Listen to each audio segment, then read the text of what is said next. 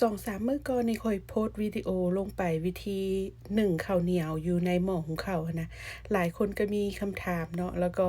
เอาไปเฮ็ดตามบางคนเฮ็ดผัดว่าข้าวบ่สุกบางคนเฮ็ดผัดว่าข้าวเละโพดเป็นโจ๊กว่าซั่นเดะมื้อนี้ข้อยก็เลยสิมาเฮ็ดให้เบิ่งอีกเทื่อหนึ่งแล้วก็สิอธิบายให้มันละเอียดเนาะแล้วก็สิกะตวงปริมาณข้าวกับน้ำให้ทุกคนได้เบิ่งนำกัน มื้อนี้ข้อยสิใส่ข้าวอยู่2คัพเนาะข้าวเหนียวอันถ้าแม่นไผบ่มีถ้วยวัดแทกแนวนี้ก็ใส่เป็นถ้วยน้อยก็ได้เนาะใส่2ถ้วยน้อย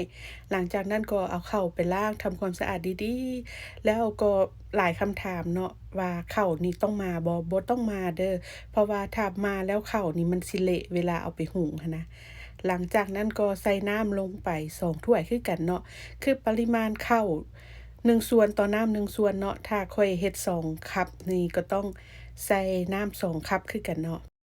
ถ้าทุกคนเฮ็ดอยู่บ้านนี่ก็ข้าว2ถ้วยน้อยก็ใส่น้ำ2ถ้วยน้อยเนาะแล้วน้ำมันก็สิลื่นเม็ดข้าวมาน้อยหนึ่งสาเหตุที่ทุกคนเฮ็ดแล้วข้าวบ่สุกหั้นคือใส่น้ำน้อยเกินไปเนาะแล้วถ้าใส่หลายเกินไปนี่ข้าวมันก็สิเละเป็นโจ๊กหั้นนะ ข้อยใส่น้ำลื่นเข้าน้อยหนึ่งเนาะประมาณปลายนิ้วมือน้อยๆเดียวหนึ่งนะบ่ได้ใส่หลายเนาะหลังจากนั้นก็กดหม้อหุงข้าวลงปกติเลยหลังจากนั้นก็ท่าจนหม้อหุงข้าวมันลั่นขึ้นเนาะแล้วก็ไขฝาออกมาเห็นบ่เม็ดข้าวมันก็สิเรียนโตงามแบบนี้เนาะแต่ว่ายังบ่ฟ้าวกินเทื่อเด้อให้ทุกคนเอาจอกนี่นะมาคนเนาะเอาปีนเอาทั้งเทิงลงหลุมแบบนี้เนาะแล้วก็อัดฝาปะเมียนอีก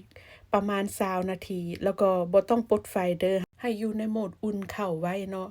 แล้วก็อีกอย่างบ่ให้กดหม้ออีกครั้งเด้อถ้ากดหม้ออีกครั้งแล้ว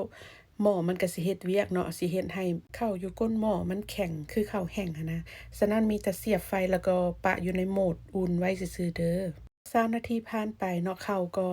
จะได้ที่แล้วให้ทุกคนคนๆเนาะหรือว่าซวยข้าวหั้นแหละหลังจากนั้นก็เอามาใส่กระติบข้าวได้เลย แล้วอีกอย่างข้อยบ่แนะนำให้เฮ็ดหลายเด้อให้เฮ็ดว่ากะว่ากินเทื่อเดียวให้มันหมดหั้นนะ